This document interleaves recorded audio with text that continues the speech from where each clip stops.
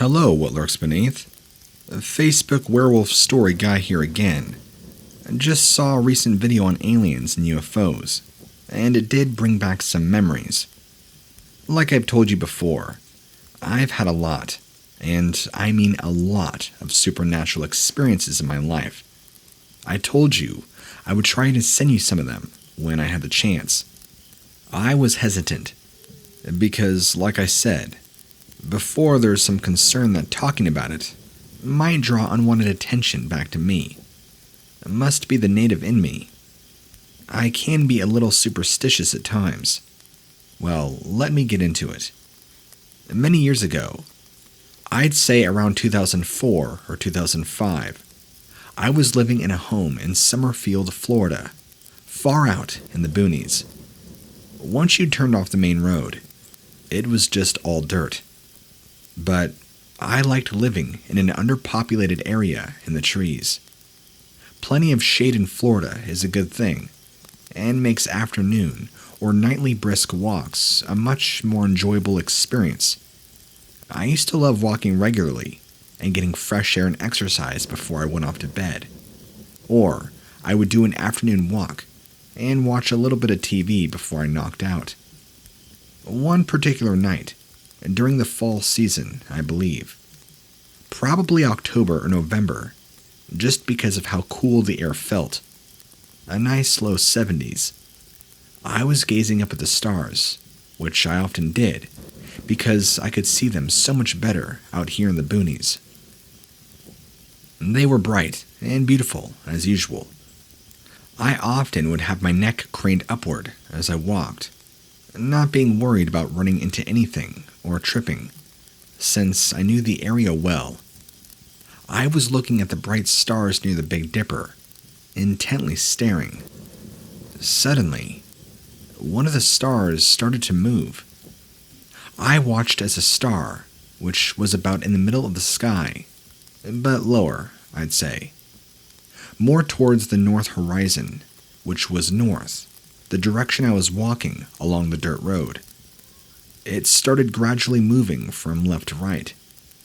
It picked up speed, and then very suddenly did a 90-degree turn without ever slowing down, shooting upward. If you held your hand up to the sky, the distance was roughly 2 hands wide, then a hand width upward. After it turned and shot upward so fast, it just kind of winked out. All of this happened in a matter of 5 to 10 seconds. It's hard to tell exactly when you get a shock like that. As it winked out and disappeared, I could swear that in the vicinity of where it winked out was a minor ripple effect, like the kind you'd see on the Stargate series, as though it passed through a barrier or went through a portal or something. The movement gave me the impression that whatever it was miles high up in the atmosphere, and when it moved, it covered perhaps dozens upon dozens of miles in mere seconds. I stopped, frozen and stupefied to say the least, as what on earth was that I saw? Eventually, I managed to move and head back home with my mouth hanging open. I pondered over it for a time, but eventually, as most people do, buried it in the back of my mental Rolodex and just tried to forget about it. Over the years, and gradually with more knowledge and reading under my belt, I'm still not 100% sure about what I saw. Was that star a real technological ship, reflecting light or something, with unearthly beings in it? Or did I see an angel? After all these years, I'm still not totally positive either way. Okay, fast forward. I was driving a local combination rock truck for a company based in Central Florida back around the summer of 2019. The pace sucked, but it got me home every day like clockwork. I had finished all my pickups and deliveries for the day and got the go-ahead from dispatch to head back to the yard. Eventually, I went south through Salt Springs and cut a right to head towards Ocala. The sun was beginning to set there, but there was still plenty of light out. I was about halfway through the Ocala National Forest area, along the 314, heading towards State Road 40, when I once again got another shock of my lifetime.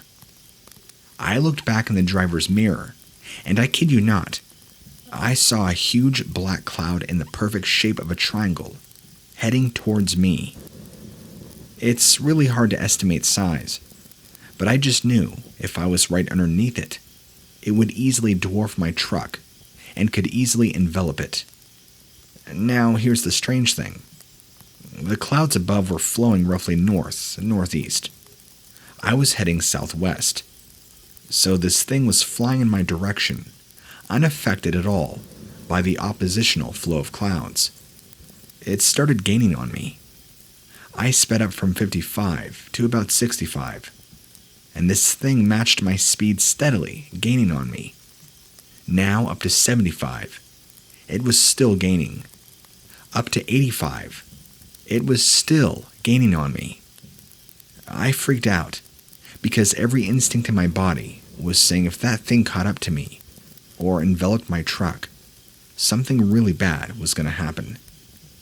I called out to God, rebuking this thing over and over so fast, screaming and yelling at the top of my lungs. I was talking fast, repetitively so, and rebuked it over about a dozen times. I can't be sure. At this point, it was maybe like a football field length behind me, when suddenly, it just dissipated, just evaporated and was gone. I'm sitting there, covered in sweat, and one of the very few times in my life, crying like a child, thanking God it was gone.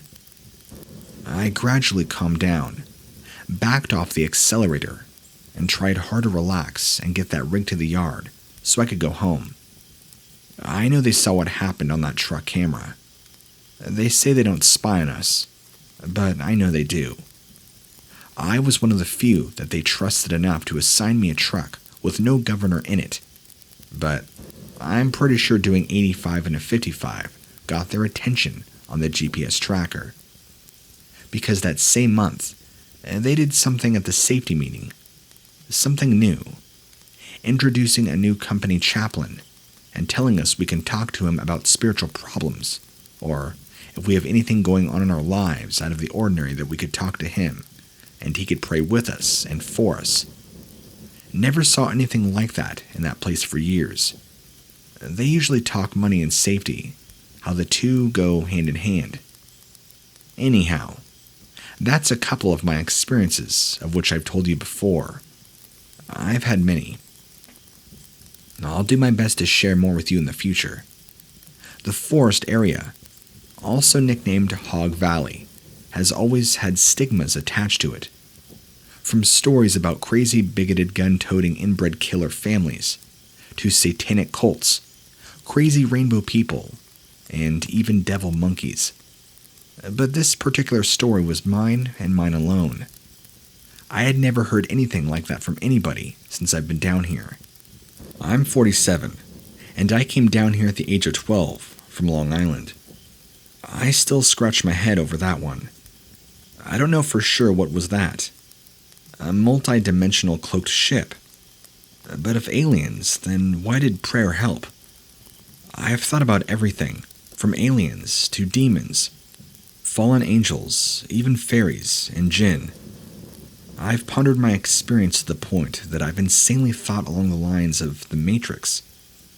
I'm naturally scientifically minded, very curious, while simultaneously clinging to traditional family spiritual teachings, which makes me feel deeply conflicted inside, and at times, I feel that it's not knowing for sure that can be maddening.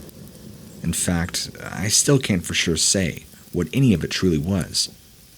But, like I've said, I've been in what I would call unusual spiritual warfare at times in my life, and learned to do things to defend myself and help others by reading up and studying books of different kinds. My fiancée had some serious spiritual problems for a time, and she told me that I helped her quite a bit. I often think to myself all the time, that perhaps that kind of activity angered or something over the years, and it really, for whatever reason, wants to harm me, perhaps even kill me. 2020 had been a really bad year for me. It feels as though the atmosphere has thickened with ill intent towards me and everybody else to the point you could cut it with a knife. Like I've said, I've been through some really weird stuff over the years, but the above just takes the cake.